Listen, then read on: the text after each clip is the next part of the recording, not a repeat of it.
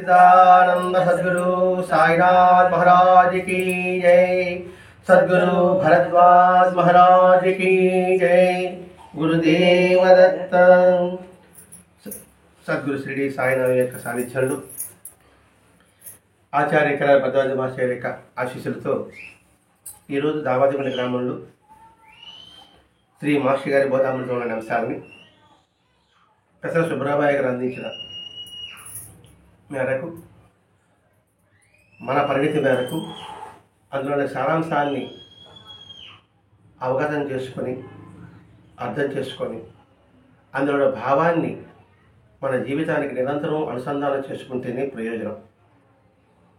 అనుసంధానం చేసుకోకుండా వినడం వరకే ఉన్నామనుకోండి, చాలా బాగుంది అనిపిస్తుంది, చాలా అద్భుతంగా ఉంది అనిపిస్తుంది, ఇది ఎవరు చెప్పలేదు అనిపిస్తుంది, ఎవరు బోధించలేదు అనిపిస్తుంది. అనిపించడం వేరే, ఆస్వాదించడం వేరే. మామిడి పండు బాగుంటుంది బంగినపల్లి అని అనిపించడం వేరే. ఆ మామిడి పండు కొని దాన్ని పైన చెక్కు తీసి ఆ సన్నని ముక్కలు చేసి ఒక చిన్న గ్లాసులో వేసుకొని ఆ ఫోర్క్ లాంటిది ఒకటి పెట్టుకొని ఒక్కొక్క ముక్క తింటా ఉంటే అద్భుతంగా ఉంటుంది.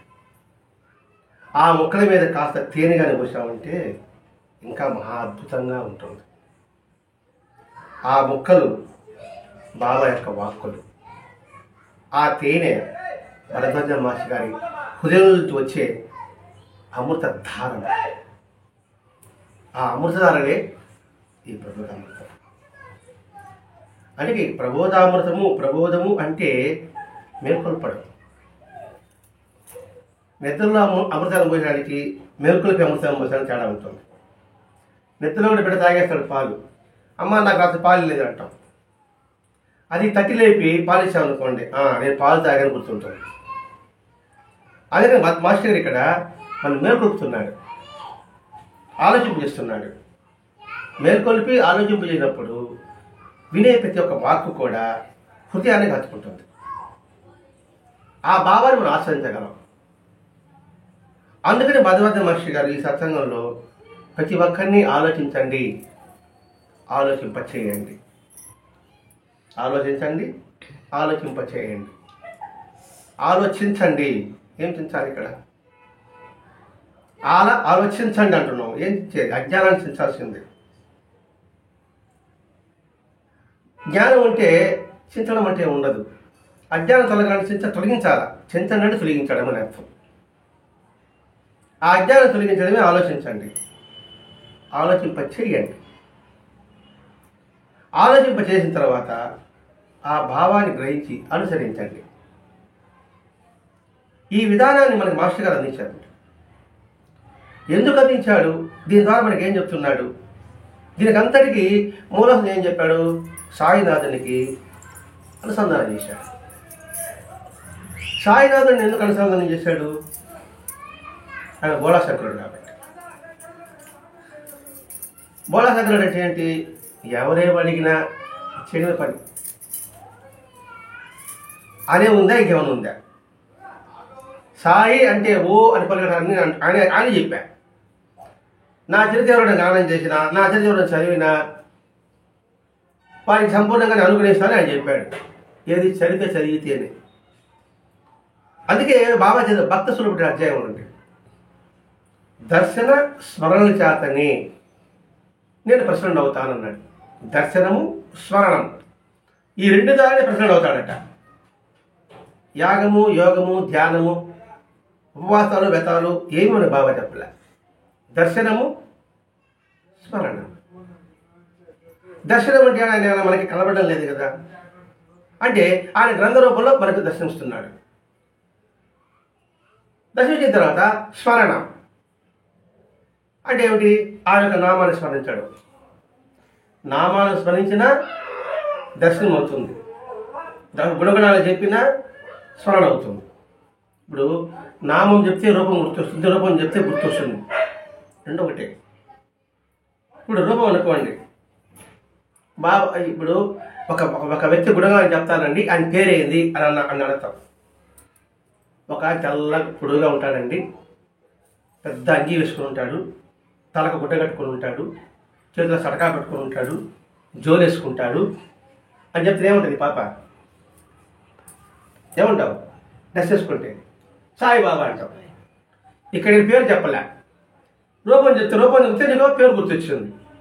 సాయిబాబా పేరు చెప్పాను అనుకోండి, రూపం గుర్తొస్తుంది.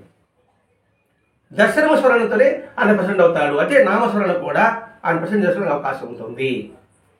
ఆ నామస్మరణనే దర్శనం ఉంటుంది, స్మరణ ఉంటుంది. అందుకని బోళాశంకరుడు. ఎందుకు ఆయన బోళాశంకరుడితో పోల్చారు మీరంటే, ఏ సాయిబాబా మందిరంలోకి వెళ్ళినా ఆయన ముందు ఏం పెట్టున్నారు? నంది ఉంటుంది. సాయిబాబా మందిరంలో నంది ఉంటుంది. నంది ఎవరి ముందు ఉంటుంది? ఈశ్వరుడు ముందు ఉంటుంది. ఈశ్వరుడు అంటే ఎవరు?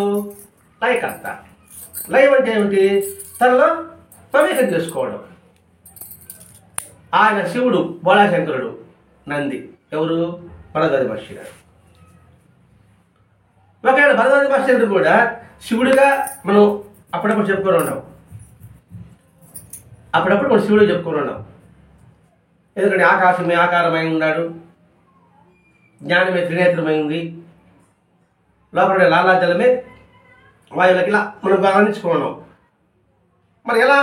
ఈయనేమో శివుడు అంటివి, ఆయన ఎవడు? ఆయన రుద్రుడు, శివాంశే రుద్రుడు. అందుకని సాయి మాస్టర్ పెద్ద శివుడి అంశే రుద్రుడు. రుద్రుడే దక్షజ్ఞాని ధ్వంసం చేసింది అంటారు. అందుకని సాయి అంశ. సాయి అంశ అంటే శివుల్లో ఉన్న గుణాలు కలిగినాడు కాబట్టి రుద్రుడు ఎలా అయ్యాడు, సాయిలో ఉన్న గుణాలన్నీ కూడా లక్షణాలు కూడా మాస్టర్ వచ్చింది కాబట్టి సాయి మాస్టర్ అయ్యాడు. అందుకని బోళాశంకరుడు బాబా అవుతాడు. మరి ఏది కోరినా కూడా ఆయన ఇస్తూనే ఉన్నాడు. ఒక్కసారి ఆయన తలుచుకున్న ఉబ్బి తప్పిపోతాడు. ఒక్కసారి షిరిడీకి వెళ్ళినా అబ్బా ఎంత సంతోషపడిపోతాడు. అబ్బా మా పిల్లలు వచ్చారండి, మా పిల్లలు స్మరించారండి. ఆయన ఎక్కడో ఉంటాడు. ఎందుకు ఉబ్బి తప్పిపోతాడు? ఏదో మాట వచ్చి చెప్తున్నామా? కాదు. దాని ఉదాహరణకి రేగే దోమలు. ఇద్దరు కదా బాబా చెప్తాడు. నేను నీ వెంటే ఉన్నాను రా అన్నాడు. ఇద్దరికి చెప్పున్నాడు అన్నమాట. అప్పుడు అక్కడెక్కడ పలిగితే ఈయన ఉబ్బి తప్పిపోయి కూడా ఏమిటి అంటే వాళ్ళు ఎక్కడున్నారు? ఎక్కడో లేరు, ఇక్కడే ఉన్నారు అని చెప్పడం ఉద్దేశం అది. నేను ఎక్కడో లేదు, నేను ఇక్కడే ఉన్నా, మీరున్న చోటనే ఉన్నా, మీ స్థానంలో నేను ఉన్నా అని మాస్టర్ గారు చెప్పాడు. నువ్వు ఎక్కడ స్మరిస్తే అక్కడే ఉంటానని బాబా చెప్పాడు. అదే ఎక్కడో నామని చెప్పినప్పుడు ఆయన ఎలా తెలుసుకున్నాడంటే అదే ఆయనకు ఒక సంతోషం. కాబట్టి ఒక రోజంతా కూడా పిచ్చాపడి కబుర్లతో మాట్లాడుకుంటూ వచ్చాడు. ఉదయం ఏం చేశారని అడిగాడు బాబా. అడిగితే ఏం చెప్పాడు? తలుచుకున్నాడు. కరెక్ట్గా 15 రోజుల తర్వాత ఏదో పరమావృతం గ్రంథాన్ని తీసుకొనేసి అది సత్రం చేసుకుని వచ్చినప్పటికీ ఏం చేశారు అన్నాడు. నేను పుస్తకం చదివి వచ్చాను. బాబా సంతోషపడ్డాడు. ఆయన చేతి ఇది సంతోషపడేవేంటి? అది ఇక్కడ ఉబ్బితమేడంటే చిన్నగా మనం సత్యం చెప్పుకున్నా, ఇలా పారాయణ చేసుకున్నా, వాళ్ళ గురించి మనం చెప్పుకున్నా కూడా, వివరించుకున్నా కూడా ఆయన సంతోషపడిపోతుంటాడు. అంటే నిజంగా బాబా మనకి ఏమవుతాడంటే ఆయనకి భౌతికంగా ఏమీ రాదు. అలా రావాలని వాడు కోరుకోరు. అంటే భౌతిక వస్తువు తేవాలని వాళ్ళే కోరుకోరు.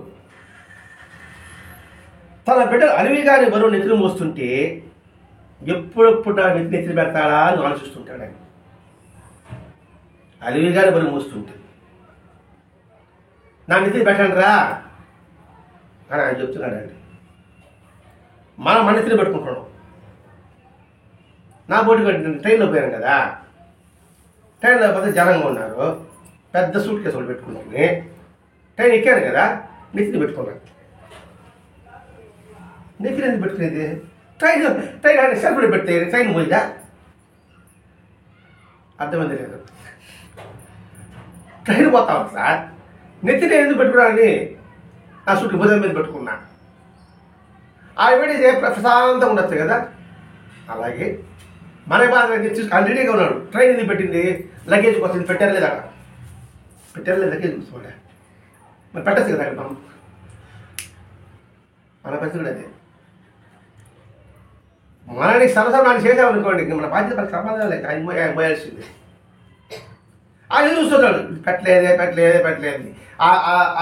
పైన పెడతాయి సెల్ఫ్ ర్యాక్స్ అంటారు, ఏదైనా సూట్ కేసు అంటా ఉండదు. అది మనం పెడితే కదా నవ్వుకుంటా కూర్చున్నాడు. కళ్ళని కనబడతాడు కూడా, దాన్ని ఈ పెట్టారు సూట్ కేసు అనేది. ఇప్పుడు వచ్చి నాకు బుద్ధి అని ఆరాటపడతాడు. భగవంతుడు ఎప్పుడూ కూడా భక్తుడి యొక్క భారాన్ని తీసుకోవడానికి ఆయన ప్రయత్నం చేస్తాడండి. ఎప్పుడెప్పుడు వాళ్ళు పిలుస్తాడో ఎప్పుడెప్పుడు పోతామా అలా తను ఎప్పటికంటే 1000 కళ్ళు చూస్తుంటాడట. మన విశ్వాసంతో ఆయన దగ్గరికి వెళ్ళి మన బరువు తీసేసుకున్నాం కనుక ఆయనకి సమరం. మనం ఆయన పెట్టేస్తాకే అబ్బా నా పిల్లలు హాయిగా ఉండాలండి, ఆనందంగా ఉండాలండి ఆయన సంతోషం అనమాట. మోసేదేవుడు మళ్ళీ ఆయన. మరి ఆయన అంత బరువు మోస్తా ఉంటే కష్టం కదా అని మనకు అనిపించవచ్చు. అంతే కదా, ఇంతమంది బరువులు వస్తున్నాడు కదా, మరి ఆయన కష్టం కదా అనొచ్చు. మన కర్మ మనకైతే పెద్ద బరువు, ఆయనకి ఒక దూది పింజ. మనకి బరువు, ఆయన దూది పింజ. ఇప్పుడు ఆ కుర్చీ మీద ఒక బస్తా పెట్టి మీరు అలాగే తీసి పక్కన పెట్టగలరు. ఈ పాపను పెట్టమంటే అవో కష్టం ఉంటుంది. తాతయ్య నువ్వు తీసుకున్నావు అనుకోండి, పని తీసుకుంటావు, తాత ఎంత బరువు వస్తున్నాడు రా అంటుంది అంటావా? ఆ బాబుకి అది బరువు, ఆ తాతకి అది పెద్ద బరువు కాదు. సముద్రం అనంతమైన సముద్రం, ఆ సముద్రంలో ఒక చిన్న కాకి నెట్టబడిందంటే ఉంటుందా? అది ఆయన యొక్క స్థితి. అందుకని భగవద్ భాష గారు మనకు లాభాలు అందించాడండి. ఆయన భువనాంతరాలన్నీ కూడా అంటే ఏమిటి, 3 లోకాలని ఆయన మోయగలిగే సామర్థ్యం అటువంటి మహనీయునికి మన కర్మ ఒక లెక్క కాదు. అంటే ఇంత వివరంగా మాస్టర్ గారు మామిడి ముక్కల మీద తేనె మధురం పూస్తున్నాడంటే మనం ఆ భావాన్ని స్థిరంగా ఆయన ఆస్వాదించాలి కదా. ఆ తేనె పోస్తాను, ఎందుకైనా తేనె పోసాను మామిడి ముక్కలు తింటానంటే ఎట్లా? అది ఎర్రగా ఉంది, అది ముందు వస్తున్నాం అనుకుంటే ఎట్లా? అది ముందు కాదు, మధ్యలో ముందు ఉంచే అమృత చుక్కలు. మన హాజరు పడుతుంటాం, నాకున్న సంపదలన్నీ కూడా మీ పాదాల మీద పెట్టేసామని హాజరు పడుతుంటాం. లేక పూజ సర్వసమర్పణ అంటున్నాం, ఆత్మసమర్పణ అంటున్నాం. మనం పూజ అంటాం కదా, ఆత్మసమర్పణం తమేవ మాతా చెప్పడం ఆత్మసమర్పణం అంటున్నాం. సపతి నమస్కారాన్ని చెప్తున్నాం, సర్వశ్రీ పరమేశ్వర సమర్పణ మస్తు చెప్తున్నాం. మాటలనే ఉంది. ఇక్కడ సర్వ సంపదలు అంటే సంపద అంటే మనకేం గుర్తొస్తుంది?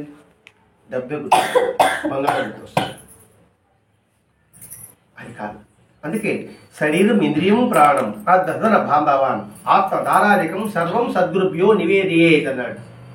శరీరము ఇంద్రియాలు మానవుడి మన లోపలనే దానికి అనిపించు, బాక్యం మీద దానికి ఏమవసరం అంటే అలా ఎవరైతే అర్పిస్తామో వాడే సర్వశరణాగతి చేసినట్లు లెక్క. ఎందుకంటే బాహ్య సంపద అంటే లౌకిక సంపదలు. బాబా దగ్గరికి వస్తే బాబా ఏం చేశాడు? ఒక బరోడా వచ్చింది, బంగారం మీద అక్కడ పెట్టింది, బాబా తృణపాయంగా తీసి పక్కన పెట్టేశాడు. కలెక్టర్ వచ్చారు, భార్యాభర్తలు ఇద్దరు వచ్చారు, వాళ్ళకి పెద్దగా అధికారులు చెప్పేసి ప్రత్యేకంగా ఏమైనా దర్శనమిచ్చాడా? మరి అటువంటి వారికి మనమేమి ఇవ్వగలం అసలు? మరి సర్వసంపదలు ఎందుకన్నారు అంటే నీ సంపదలంతా ఇంట్లో పెట్టుకో, మనసు మాత్రానికి డబ్బంతా బ్యాంక్ లాకర్లో పెట్టి దగ్గరంతా ఛార్జీ డబ్బులు తీసుకుని షిరిడీకి రా అంటే మనసునే కాలాన్ని సమర్పించు. అది ఇక్కడ మనకి బాబా చెప్ప. అందుకే ఒక్కసారి ఆడికి వెళ్ళి సిల్లెట్ గుర్తే చాలు, అబ్బా మా బిడ్డ వచ్చిందిరా నాయన, ఎంత దూరం నుంచి వచ్చిందిరా నాయన. ఇప్పుడు షిరిడీకి వాళ్ళు రేపు తలాడతా అదే లెక్క. షిరిడీకి చెల్లి కొట్టుకున్నాను సార్. షిరిడి ఇక్కడే ఉందని ప్రత్యేకంగా నిరూపణ చేస్తున్నాడే కదా. ఉదయానికి సెల్యూట్ కొట్టడం, అదే కృతజ్ఞతా భావం. నిద్ర లేస్తానే ఆయన గుర్తొస్తే ఎన్ని సందర్భాలు గుర్తొస్తున్నాయి అది మనం పరిశీలన చేసుకోవడమే. మీకుందా నాకుంది మీకు లేదని చెప్పడం కాదు. ఇక్కడ సెల్యూట్ కొట్టడం అంటే నమస్కారం, కృతజ్ఞతా భావం. ఆయన అనుకుంటాడు, అబ్బా నిద్ర లేగానే కృతజ్ఞత చెప్పాడు బాబు. ఇక్కడ బాబా అనే కాదండి, భగవత్స్వరూప పంచభూతాలు కూడా మనం భగవత్స్వరూపంగా భావించాలి. అలా సెల్యూట్ కొడితేనే ఆయన ఎంత సంతోషపడిపోతాడు. వెళ్ళి రావడం అవిశ్వాసంతో కాదు సుమా అంటున్నాడు. మళ్ళా వెళ్తున్నా అని ఇస్తాడో ఎవడో జరగదో అనుకుంటూ వెళ్ళడం కాదు, సంపూర్ణమైన విశ్వాసంతో వెళ్ళడం. ఇస్తాడంతే. ఇంకా యువకు సస్తాడా అటు కూడా ఆగిపోవచ్చు. ఇస్తాడు, యువకు సస్తాడంటే ఇంకా అధికం అన్నమాట. యువకు ఆగిపోతాడు. ఆయన నిన్ను నమ్మకం నేను ఇక్కడికి వస్తే కొడతాడు, నిన్ను పారిపోయి కాలు పట్టుకుంటాడు. ఇంకేం పారిపోతాడా? అంత దృఢ విశ్వాసం ఉండాలి. అది రామకృష్ణ పరమసింహ. అంత లౌకిక సంబంధం కోసం మీరు అలాడుతున్నారు, కానీ చిన్నపిల్లవాడు ఒక వస్తువు కావాలంటే ఎంతగా వాడు పడి కింద పడి దొల్లాడుతాడు. ఆ మాదిరిగా మీరు దుఃఖపడుతున్నారా భగవంతుడి కోసం? ఎప్పుడైనా ఆ భావం మనలో కలిగిందా? అంత ఆర్ద్రత కలిగిందా అని అన్నాడు రామకృష్ణ పరమహంస. ఆ రామకృష్ణ పరమహంస అలా దొరతాడు, పిచ్చోడు అన్నారు ఆయన. అయ్యో కాడికి అమ్మ కనపడలేదు అంటే కింద తోలుతున్నాడు. అమ్మ అని కేకలు పెడుతున్నాడు. అంటే చిన్నబిడ్డని వాళ్ళ అమ్మ ఇంట్లో పెట్టేసి ఇక్కడ ఫంక్షన్ పక్కకు వెళ్ళింది అనుకోండి, వాడు ఏదైనా తప్పక లేస్తాడంటే అమ్మ అంటాడు. అమ్మ కనపడిపోతే ఏమవుతాడు? ఎన్ని చాక్లెట్లు ఇవ్వు, ఎన్ని మిఠాయిలు ఇవ్వు, ఎన్ని బొమ్మలను ఇవ్వు, పట్టుకుంటాడు దాన్ని. నిరంతరం అమ్మ ఎక్కడ అంటారు. ఇద్దరు అమ్మ ఆడ వస్తాడు, తక్కువ చూస్తాడు, వాళ్ళ అమ్మనే కనపడదు, మళ్ళీ ఆడస్తాడు. వాళ్ళ అమ్మ రాగానే ఎక్కడే గొంతు పట్టుకుంటాడు, ముఖమంతా ముద్దులతో కురిపించేస్తాడు. అంత అర్థం అనుకుందా? అందుకని అవిశ్వాసంతో కాదు సుమా అని పదం పడుతున్నాడు ఇక్కడండి. విశ్వాసంతో మనం అక్కడికి వెళ్ళాలి. ఇక్కడ సంపద అంటే మనం అనుకున్నాం, కాలం మనసు అనుకున్నాం. మనలో ఉన్న శక్తి, శారీరక శక్తి, మానసిక శక్తి, వాచాశక్తి ఆయన సమర్పించు. ఇది కూడా సంపదే కదండి. మాట్లాడే ఒక సంపదే, ప్రతి ఒక్కటి సంపదేనండి. మన దీని ప్రతి ఒక్క అన్ని అవయవాలు సకరంగా ఉంటే ఇది గొప్ప సంపద. ఇంతకన్నా గొప్ప సంపద ఇంకే లేదు. కోట్లకు అధిపతి మాట రాదు. వాడు కోట్ల దాని బిలియన్లు ఉంటాడు, చూపు లేదు. ఎంత డబ్బిస్తే చూపు వస్తుంది? కృత్రిమంగా ఎవరు సృష్టించలేకపోతున్నారు. అలాగే కృత్రిమంగా రక్తము ఎవరు సృష్టించలేకపోతున్నారు. మరి సంపద కదా. కానీ మనలో ఉన్న ఖండశక్తి, శారీరక శక్తి, మానసిక శక్తి, వాచాశక్తి, మాట్లాడే శక్తి, ఇవన్నీ ఆయన సమర్పించడం కూడా సంపద. అంటే ఏంటి? ఈ కాలు ఎందుకు ఉండాలి నీ దగ్గరకు రావడానికి, ఈ చేతులు ఎందుకు ఉండాలి నిన్ను పూజించడానికి, ఈ నోరు ఎందుకు ఉండాలి నిన్ను స్తుతించడానికి, ఈ కళ్ళు ఎందుకు ఉన్నాయి నిన్ను చూడడానికి, ఈ చెవులు ఎందుకు ఉన్నాయి నీ గురువులు వినడానికి. ఇలా మీరు ఉపయోగించాలనుకోండి, ఈ సంపద వినియోగించాలనుకోండి, సద్వినియోగం అవుతుంది. దుర్వినియోగం చేసామనుకోండి, దుర్గతి కలుగుతుంది. డబ్బంతా ఇంట్లో పెట్టుకున్నాం, బియ్యంతా ఇంట్లో పెట్టుకున్నాం, ఇంట్లో బాగా వంట పదార్థం ఇంట్లో పెట్టుకున్నాం, ఎవరైనా పంచలేదు, ఏమవుతుంది? మురిగిపోతుంది. దాని ఇతరులకు ఇచ్చామనుకోండి, సద్వినియోగం అవుతుంది. అలాగే ఈ కంఠశక్తి, మనశక్తి కూడా మన సంపదే. వీటిని వారి సేవకారి అంకితం ఇచ్చామంటే అది సర్వసమర్పణ చేసినట్టు. చేదు చిల్లు కావాలేదు సార్, మనసు ఏం చేస్తుంది? అది పని చేయించవచ్చు. మాట ఉంది కదా, ఒక ఓదార్పు మాట ఉంది కదా, అది చేయొచ్చు.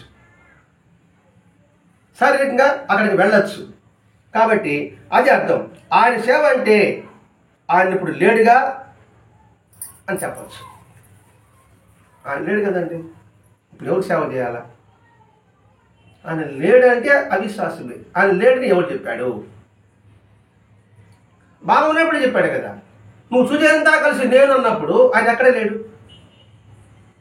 నా సమాజం మాట్లాడుతుంది, నా మట్టి సమాజం చెబుతుంది అని చెప్పినప్పుడు ఏది మాట్లాడలేదు, ఏ సమాజానికి సందేహం నివృత్తి చేయలేదు. అది చాలామంది అంటున్నారు. బాబా అప్పుడు ఉన్నాడు కాబట్టి అందరూ భయం భక్తులతో నీతి నియమంతో ఉన్నారండి అని అన్నాను నేను. అంటే ఇప్పుడు నాకు బాబా లేడనే కదా అర్థం. అదే అది అర్థం వస్తాయి సార్. ఇప్పుడు బాబా చెప్తున్నాడు కదా, గంధర్వుడు చెప్తున్నాడు. సరే గంధర్వుడు పక్కన పెడదాం. ప్రకృతిలో చెప్తున్నాడు. ఇప్పుడు నిజంగా కలిసి నేనంటే మీ ద్వారా నాకు సమాధానం వస్తుంది, నేను గుర్తించలేకపోతున్నాను. మీరు హత్య చేస్తున్నారు కానీ నేను దాన్ని గుర్తించలేకపోతున్నా. మీరు ఇలాగ చెబుతున్నారు, నేను గమనించలేకపోతున్నా. మరి ఆయన లేనిది ఎక్కడ? ఆయన ఎప్పుడు ఉన్నాడు ఉన్నాడు ఉన్నాడు ఉన్నాడు. ఇందుగడ సందేహం చక్రి సర్వోపగతండి అన్నాడు. ఎవరు? ప్రహ్లాదుడు. వాళ్ళ నాన్న చెప్పాడు. ఇక్కడక్కడే కాదు, ఆయన సర్వంతా ఉన్నాడు. ఆయన నువ్వు లేని మీరు అనుకుంటే ఎట్లా? అది నీకు బాబా చెప్పాడు, నువ్వు చూడదంతా కలిసి నేను. ఈ పదం మనం బాగా ఈ ఒక్క వాక్యం కాదు సార్, ఇదే పెద్ద మంత్రం ఇది. ఈ మంత్రమే లోపల యంత్రం అవ్వాలి. ఆ యంత్రం ఏదనుకోండి, సక్రమైన భాష, సక్రమైన ఆటలు, అన్ని చూపులు అన్నీ కలుగుతుంది. చూడతే కలిసి నేను అన్నప్పుడు అప్పుడు ఏ ప్రాణిని ఆదరిస్తే ఆయనే, ఏ ప్రాణిని ద్వేషిస్తే అది ఆయనే. అన్నప్పుడు మనం ఎవరిని కించపరిచేట్టుగా మన ప్రకారం ప్రవర్తన ఉంటుంది. నాకు అహం లేదు అంటారు. అహం లేదు, అహం ఉంది. నీకు గర్వం ఉంది, నువ్వు గర్వపడకూడదు అని అంటాను. నేను గర్వపడుతున్నాను. నా గర్వమే లేదని నన్ను అనుకోండి. అర్థం ఏంటి? గర్వమే లేదా, గర్వం నాకు ఉంది. ఇట్లా క్షుణ్ణంగా ప్రశ్నించినాం అనుకోండి, ఈ చూడవేంతా కలిసి నేను అని బాబా వాక్యం గుర్తుపెట్టుకుంటే నువ్వు ఏ ప్రాణి ఆదరించినా, ఏ ప్రాణి తిరస్కరించినా అదంతా ఆయనకే చెందుతుంది. అర్థమైంది పాప నీకు? బాబా అంతానే ఉన్నాడు కదా. గిల్లామనుకోండి, ఎవరు గిల్లినట్ట? అరే గుడ్. అలా కాకుండా అక్కడ చాక్లెట్ ఇచ్చామనుకోండి, ఎవరికి ఇచ్చిన చాక్లెట్? Very good. అది కాబట్టి మనం ఎవరిని గిల్లకూడదు, కొట్టకూడదు, మే అని పిలవకూడదు. ఓకేనా? అప్పుడు బాబాని మీరు పూజించినట్టు. ఇక్కడ పటంకాడు వస్తేనే కాదు, ఎవరిని కొట్టకుండా వాళ్ళ పుస్తకంలో తెలిసించుకోకుండా ఉంటా కూడా మన బాబాని పూజించినట్టు. ఓకేనా? రైట్. ఇలా ప్రతి ఒక్కరూ కూడా ఆ భావంతో చేసుకుంటే ఇటు లౌకిక సంపద కావచ్చు, కండర శక్తి కావచ్చు, మానసిక సంపద కావచ్చు, సర్వం వారి సేవకే అంకితం ఇవ్వడమే భక్తుని యొక్క లక్షణం. ఇక్కడ భక్తుడు అంటే లక్షణం, భక్తుల లక్ష్యం ఇది. శరీరేంద్రియ ప్రాణం చెప్పామే, అది కానీ వాటి భావించుకుంటే ఇంకా వంగడం, లొంగడం, కట్టుబడి ఉండడం, సర్వసమర్పణ చేయడం, ఈ 4 లక్షణాలు. వంగడం సరే, అది ఇంకా లొంగడం అంటే అది నువ్వు తప్ప నాకు దిక్కులేని మాటల్లో ఉంటుంది, అది మాటలోనే ఉంటుంది. ఇంక కట్టుబడి అంటే ఇంకొక పెట్టు, సర్వసమర్పణ అనేది చివరి పెట్టు. ఇట్లా భక్తుడికి లక్షణాలు చెప్పున్నాడు. ఈ లక్షణాలన్నీ ఎవరైతే ఆలోచించుకుంటే ఆయన సంతోషపడతాడు. ఆయన సంతోషపడడానికి మనం చేసుకోవాలి. ఆయన ఎందుకు సంతోషపడడం? ఆయన ఎందుకు సంతోషపెట్టాలి మనం? విశ్వమంతా ఆయన కాబట్టి. ఆయన సంతోషపెడితే ఈ విశ్వానంతా సంతోషపెట్టాడు మన లెక్క. చుట్టూ మొదట్లో నీళ్ళు వస్తే కొమ్మకి రమ్మకి అందినట్టుగా, కారణానికి అందినట్టుగా. అది బాబా యొక్క తత్వం అంటే. నా సంతోషం నాకంటే ఎవడు? బాబా అంటే ఆయన శరీరం మాత్రం కాదు అని చెప్పినాడు బాబా. బాబా అంటే సర్వానికి అతీతుడు అని చెప్పాడు రామకృష్ణ పరమహంస. సర్వగతుడు అని చెప్పారు మన అష్టోత్తరంలో. సర్వ అంతటా ఉంటాడు ఆయన.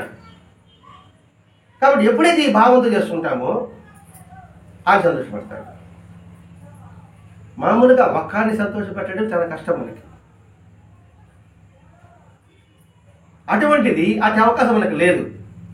మిమ్మల్ని సంతృప్తిపరచగలనా? మిమ్మల్ని సంతృప్తిపరచలేము. ఆయన సంతృప్తిపరచాలనుకోండి, అందరినీ సంతృప్తిపరచలేక.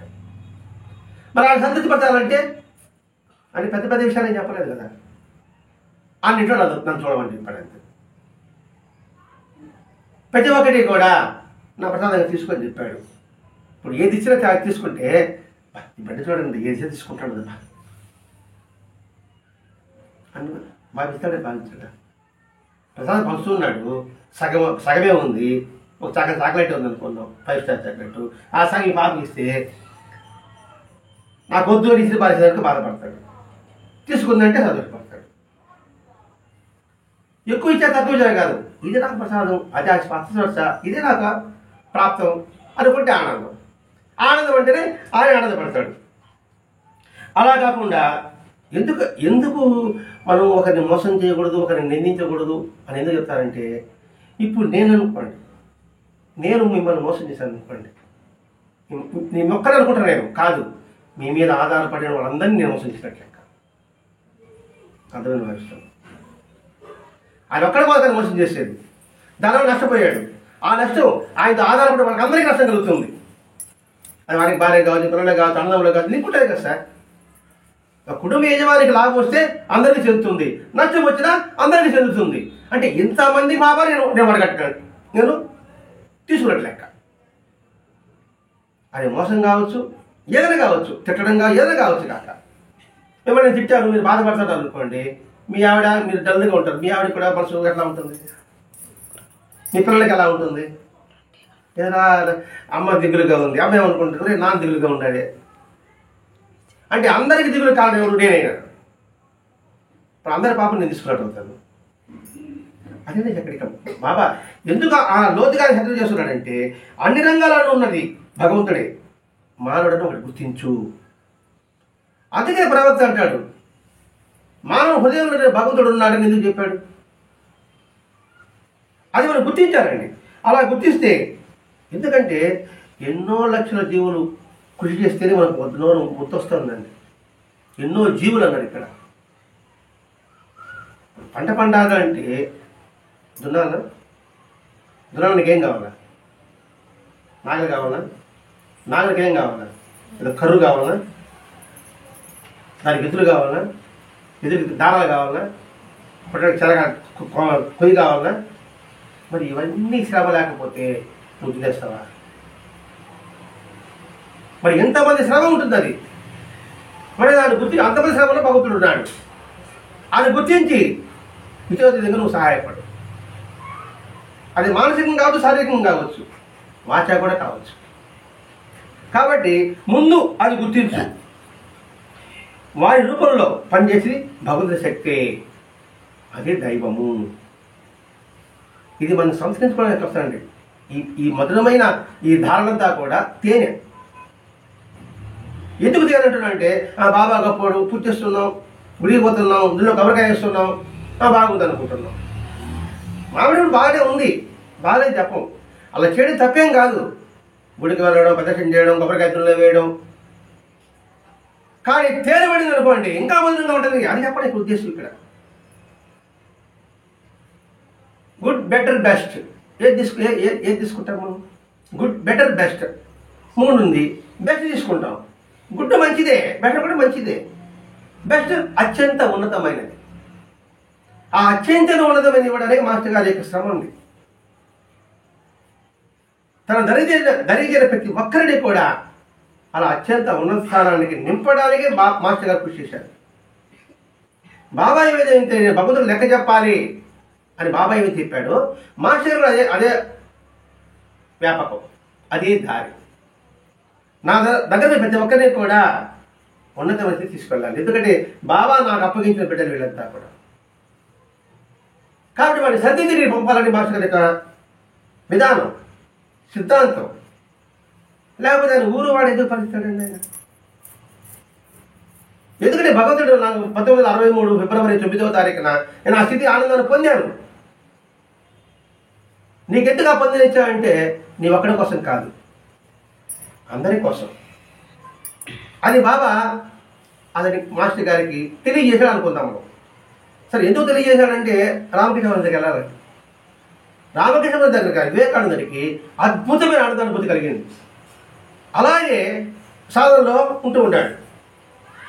పిలిచాడు రామకృష్ణ పరమహంస. నీకు ఆ స్థితి ఇచ్చింది నీ ఒక్కడి కోసం కాదు, నీ కోసం నీకు ఇచ్చింది, నీ ద్వారా 10 మందికి అందించాలి, అందుకని నీకు ఇచ్చా నేను. అంటే నీ దగ్గర ఇస్తే ఆ సద్వినియోగవుతున్న భావంతునికి ఇచ్చా, అలాగే నీ స్వార్థానికి నువ్వు వాడుకుంటే ఎట్లా? ఆయన చెప్పినట్టు బయలుదేరాడు స్వామి వివేకానంద. మాస్టర్ గారు అంతే. మాస్టర్ గారు స్వామి వివేకానంద లక్షణాలే మనం భావించాలండి ఇక్కడ. కాబట్టి అంతటా పనిచేసేది ఆ భగవంతుల శక్తి అని గుర్తించి వారి కొరకు ఆ రూపంలో ఉన్న భగవంతుని కొరకు ధర్మబద్ధంగా జీవిస్తామని ఎరుగుతో జీవించడమే మన సంపదను వారి సేవకు అంకితము ఇవ్వడం అవుతుంది. అంకితము ఇవ్వడం అవుతుంది. సర్వజీవులు ఆయన యొక్క స్వరూపాలు అనే భావంతో ఎరుకుతో నిరంతరం జీవించగలిగి ఉంటేనే మన సంపదలన్నీ కూడా ఆయనకి ఇచ్చిన వాళ్ళం అవుతాం. అందుకే నా మాటలన్నయూ, నా ఆటలన్నయూ, నా చేష్టలన్నయూ, నా తలంపులన్నయూ, నా శ్వాసలన్నయూ, నా జీవితం అంతయు నీ పరమ్మగా చేయవే తండ్రి. ఒక్క వారిపై మాటలు వివరించేశారు. అంటే మనం మాట్లాడే మాటలు ఎదుటి వారికి ప్రేరణగా ఉండాలి, వారి ఉన్నతమైన స్థితి తీసుకునే విధంగా ఉండాలి. అలా లేదనుకోండి నిష్ప్రయోజనం అయిపోతుంది. ఇప్పుడు అక్కడ వేమమ్మ చనిపోయారు. ఆమె చనిపోయక ముందు మనం ఎంతగా అక్కడ ఉచిత గేయం కావచ్చు, సత్రంగం కావచ్చు, ఇవన్నీ చేయడం వల్ల ఆమె సద్గతి కలిగిందా లేదా? మనం ఏం చేసాం? కొంత సమయాన్ని కేటాయించాం. అంటే ఆ రూపంలో భగవంతుడికి సేవ చేశాం. అలా సేవ చేయడం మన సంపదని ఆయనకి ఇచ్చినట్లు లెక్క. మన సంపద ఏమి ఇచ్చాం? కాళ్ళు కొంచెం శ్రమపడి మన ఇంటికి వెళ్ళామా, నోటితో నామస్మరణ చేశామా, చేసామే సార్, మనసుతో ఆమెకు సద్గతి ప్రసాదించి ఏది మంచిగా చేయాలని కోరామా? మరి ఈ 3 సంపదలు మనం ఆ వేమమ్మకి ఇవ్వడం వల్ల చివరి ఇప్పుడు కూడా ఏదో బాబా ఒంగోలాయన, ఇంకా పరదలు చెప్పలేక ఆమె ఒంగోలాయన బాబా, ఒంగోలాయన బాబా అంటూ శ్వాస విడిచిందా లేదా? మరి అంతకన్నా ఆమెకు పుణ్యం, మనకి పుణ్యం సులభంగా వచ్చిందా లేదా? మరి ఆమె స్మరణ రావడానికి ఇవేమి లేకుండా ఉంటే ఆమె మామూలుగా కూతురునో, కొడుకునో, అల్లున్నో, మనం అనుసరించుకుంటా ప్రాణం వచ్చి ఉంటుంది. ఇది సంస్కరణ. అందుకని మాస్టర్ గారు మనకి ఈ తేనిచ్చాడు. ఆ తేనె వాళ్ళ ఇంటికి వెళ్ళి పారాయణ చేయడం, సత్సంగం చేయడం అన్నీ కూడా. అంతేగాని అలా కాకుండా ఏదో బాహ్యంగా మనం ఎన్ని సమర్పించినా కూడా అది నిష్ప్రయోజనము, ఆత్మశుద్ధి అని ఆచారమేళ. ఎందుకంటే ధర్మబద్ధంగా ఎన్నో జీవులు మానవుల కంటే ఉత్తమ స్థితిలోను మనలో నుంచేందుకు కృతజ్ఞతాభావంతో మనం ఉండగలగాలి. 84 లక్షల జీవరాశుల్లో మనం ఒక జీవరాశి. మనం వాటి అన్నిటికన్నా కూడా ఉత్తమంగా ఉండగలుగుతున్నామా లేదా? ఒక్కటి స్వరపేటిక మన భగవంతు నామాన్ని స్మరించడానికి ఒక మనిషికే అర్హత ఉంది. మరి అటువంటి ఉన్నప్పుడు మనం ఎంత కృతజ్ఞతాభావంతో కలిగి ఉండాలి. అందుకే రోజుకు 1 గంట కాదు, వారానికి 2 గంటలు కాదు, నెలకు ఒకసారి, కానీ 6 నెలలకు ఒకసారి సద్గురుని దర్శించు. అవకాశం ఉంటే రోజు ఊళ్ళో ఉంటే ఆ ఊళ్ళో సద్గురువు ఉన్నాడు అనుకోండి, రోజు వెళ్ళచ్చు. లేదు ఒక అరగంట ప్రయాణము, వారానికి వెళ్ళచ్చు. 2 గంటల ప్రయాణము నెలకు వెళ్ళచ్చు. లేదు 5 గంటల ప్రయాణము 6 నెలలకు ఒకసారి వెళ్ళచ్చు. లేదు 10 గంటల ప్రయాణము సంవత్సరానికి ఒకసారి వెళ్ళచ్చు. అది కృతజ్ఞతాభావం. ఆడ తెలుసు వాళ్ళ పరిస్థితులు. మీరు దూరంగా ఉన్నారు, తర్వాత ఒకసారి వస్తారు. దగ్గరగా ఉన్నారు, దర్శించలేకపోయారు, బాధేస్తారు. అది కాదు కొద్దిగా మనం వస్తువులు కృతజ్ఞత లేకుండా పోతాం. కృతజ్ఞత వేరే, కృతజ్ఞత వేరే. అలా సద్గురుమూర్తి కృతజ్ఞతతో వారిని స్మరిస్తే, దర్శిస్తే అప్పుడు మాస్టర్ గారి బోధ మనందరికీ బాధ కాకుండా బోధ అవుతుంది. మాస్టర్ గారి బోధ బాధ కాకుండా బోధ అవుతుంది. ఇప్పుడు బాధ అనుకుంటున్నాం, ఆయన కానీ లేకపోతే ఎందుకు ఇంకా కూడా వస్తుంది కర్మ, ఖచ్చితంగా పోవాలి, ఆయన మొహమాటంగా పోవాల్సి వస్తూ ఉంది అని ఉంటుంది. అవగతం అయితే అది బాధ కాదు, బోధ. శిక్ష కాదు, శిక్షణ. ఇట్లా నిరంతరము ఆ భావాన్ని నిలుపుకోగలిగితే ఆయన బోలాశంకరుడైన ఆ సాయినాథుడు ఎంతో పరవశించిపోతాడు. దానికి వెంకటేశ్వర ఏం చెప్పాడు? సంపన్నత్వం, సాధారణత్వం, సద్గురు సేవ. దాని ముందే చెప్పాడు సత్యము, ధర్మము, సంపన్నత్వము, సాధారణ, సద్గురు సేవ అవి చెప్పాడు పంచసూత్రాలలాగా. అలా దాన్ని నిరంతరం మననం చేసుకోవాలి. ఏ మహాత్ముడు చెప్పినా మనిషి ఉద్ధరణ కోసం చెప్తానంతే. అది ఏ మతమైనా కావచ్చు కాక మనిషి ఉద్ధరణ కోసం చెప్తానే కానీ మనిషి ఉద్ధరణ కాకుండా అధోగతి పాలనడానికి ఎవడూ చెప్పడు. అంటే మామూలుగా మనం సింపుల్గా నిరాడంబరతో ఉంటూ ఆ కొత్త పైకాన్ని చేకూర్చి ఎవరికైనా సహాయం చేయగలిగితే అది ఎంతో ఉత్తమమైంది. సొంత లాభం కొంత మానుకొని అంతే. పొరుగువాడికి తోడుపడవాడు. డబ్బే కాదండి, సమయము, అది కూడా చెప్పుకుంటున్నామండి. మనసు, ఇది కూడా కొంత తగ్గించుకో. విలాసాలతో గడుపుతుంటాం టైం అంతా కూడా, దాన్ని కొద్దిగా తగ్గించుకో. ఆ సమయం ఇతరులకు కేటాయించు.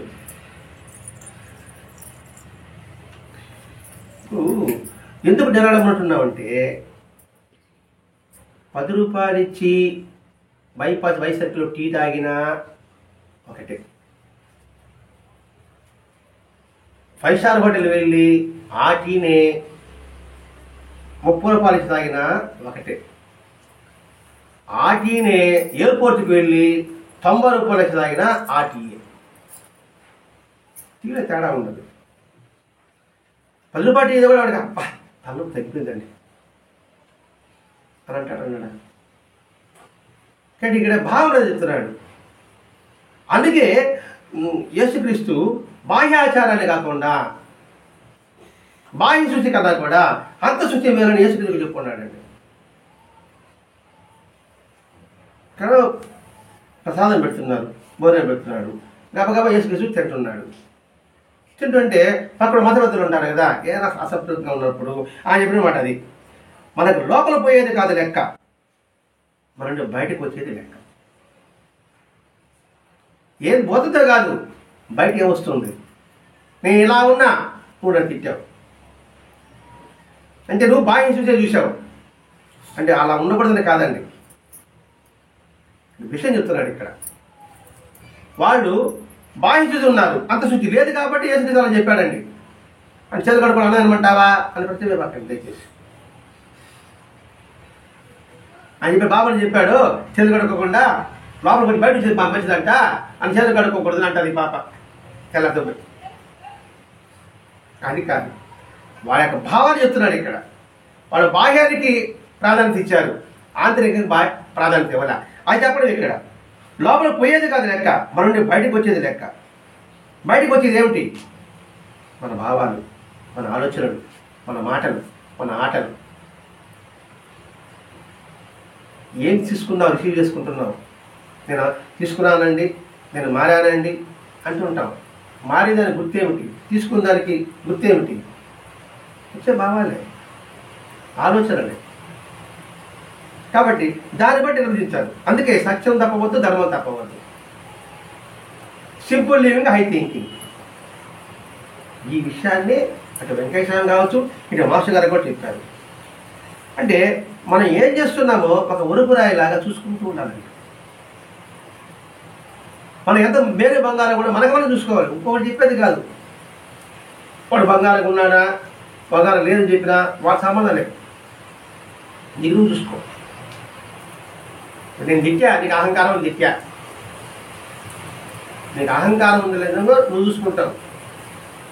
నీకు అహంకారం ఉంది లేదో నేను చెప్తే కాదు, వీళ్ళు చెప్తే కాదు, ఆయన చెప్పాలి. ఆయన తెలియదా మీరు అహంకారం ఉందో లేదో సంగతి? నేను ఇలా డిక్లేర్ చేస్తాను. అలా చెప్పి అహంకారం ఉండగా నేను చెప్తాను మరి. కాబట్టి అన్ని తెలిసిన ఒకడున్నాడు, సాక్షిభూతుడిగా ఉన్నాడండి. వాడికి తెలుసు. వాడికి తెలుసు అనే భావన ఉంటే మాత్రం వీడు ఎప్పుడు పరమక్షుడు. అందుకే వెంకటేశ్వర మంత్రం ఎక్కడుంది, శాస్త్రం ఎక్కడుంది అన్నాడు ఆయన. మంత్రం ఏదో మనకు ఆ మంత్ర తంత్రాల కొద్ది బాగుంటుంది. అది ఎక్కడో లేదు, నీ గుండెలోనే ఉంది. అది కూడా మనకి బాబా చెప్పాడు కదండి. బాగా అడిగితే మంత్రం ఎక్కడ నగ్మదేశం చేయమంటే ఏం చెప్పాడు? అంత నీళ్ళలో ఉంది అని చెప్పాడు. అంత నీళ్ళలో ఉంది. మంత్రం అంటే మరణం, తంత్రం అంటే ప్రాక్టికల్. మరణం అంటే మంత్రం అంటే థియరీ, తంత్రం అంటే ప్రాక్టికల్ అనే విషయం వెంకటేశ్వర చెప్పాడు సార్. కాబట్టి అంతా మనలోనే ఉంది. నువ్వు ఏం చేసుకుంటే ఎలా చేసుకుంటావో అది నీ ఇష్టం, అది నీ చేతిలోనే ఉంది. రోజంతా ఆనందంగానే ఉండాలని కోరుకుంటావు, అది రోజంతా ఆనందంగా ఉండాలంటే అది ఎవరి చేతిలో ఉంది? బయట నుంచి రాదు. బయట నుంచి ఆనందం ఎలా వస్తుందండి? మన లోపల ఉంది ఆనందం, మన లోపల ఉంది దుఃఖం. బయట ఏమీ రాదు, అంతా మనలోనే ఉంది. దుఃఖపడాలన్నా మనమే, ఆనందపడాలన్నా మనమే. కాబట్టి ఇక్కడ చూచుకుంటూ పోయేదే కదయ్యా అని వెంకటేశ్వర. చూచుకుంటూ పోవడం అంటే ఏంటి? దాన్ని ఆత్మ పరిశీలన, ఆత్మవిమర్శ ఇంతగా చెప్తున్నాడండి మనకి వరద మహర్షి వ్యక్తి. అంటే ఈ మాటనే స్వామి ప్రతిరోజు ఒకరోజు అంటుంటాడు. గుడిసెల్లోకి వెళ్ళి వాళ్ళకి సరిపోయేది ఒకటే, మిద్దుల్లో ఉండేవాళ్ళు సరిపోయేది ఒకటే. అంటే బ్రహ్మ ఒకటే, పరబ్రహ్మ ఒకటే. భాష వచ్చింది అనుకోండి, మిద్ది మీద పడేది ఒకటే, పూర్వసింది ఒకటే. కాడి మీద అనుకోండి, భిక్షగాడు ఆడికే పోతున్నాడు, కోటీసులు ఆడికే పోతున్నాడు, అంతా ఒకటే, పరబ్రహ్మ ఒకటే అని అన్నమయ్య చెప్పినట్టు. కానీ మహాత్ముగా చెప్తున్నారు అంతా ఒకటే అనే భావంలో నిలవగలిగితే, వేరు అనే భ్రాంతిలో ఉంటే అంతా ఒకటే అనే భావన మనసు స్థిరపడదు. అంతే ఒకటే అనే భావన నీతి ఉండడానికి సాయినాథుడు యొక్క అవతారం. కాబట్టి అటువంటి భావాన్ని నిరంతరము మరణం చేసుకుంటూ దానికి ప్రయత్నం చేయగలిగితే మన జీవితం ఆనందమయంగా ఉండడానికి అవకాశం ఉంటుంది. ఇది వరద మహర్షి గారు మనకు అందించిన అమృత ధారణ, తేనె చుక్కలు. ఆ అమృతధారని, ఆ తేనె చుక్కల్ని మనం ఆస్వాదిస్తూ మాస్టర్ గారు చెప్పిన బాటలో, మార్గంలో మనందరం ప్రయాణం సాగిస్తే ఆయన ఎంత ఆనందపడిపోతాడో. ఆయన మాస్టర్ గారు ఆనందపడ్డాడంటే ఇంకా షిరిడి సాయినాథుడికి బోళాసక్కడైపోతాడు. వాళ్ళు ఆశించేది అదే మన నుంచి, అదే తపన, నిరంతరం అదే తపన.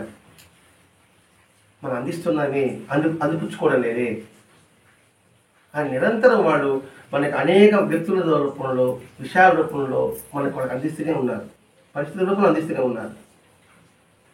అది మనం గ్రహించగలిగితే, ఆ తత్వాన్ని మనం అవగాహన చేసుకోగలిగితే వాళ్ళిద్దరూ ఎంతో ఆనందపడతారు. వాళ్ళని ఆనందపడటమే మన ధ్యేయం కావాలి, మన లక్ష్యం కావాలి. వాళ్ళని ఆనందపరిస్తే ఈ విశ్వానంతా మనం ఆనందపడుతున్నట్టు లెక్క. సులభమైన సాధన విధానం మనకి ఉదాహరణ ద్వారా మనం మాట్లాడించారు. స్వస్తి. శ్రీ సచిదాన సద్గురు సాయినాథ్ మహారాజ్ की जय. सद्गुरु भरद्वाज महाराज की जय. गुरुदेव दत्त.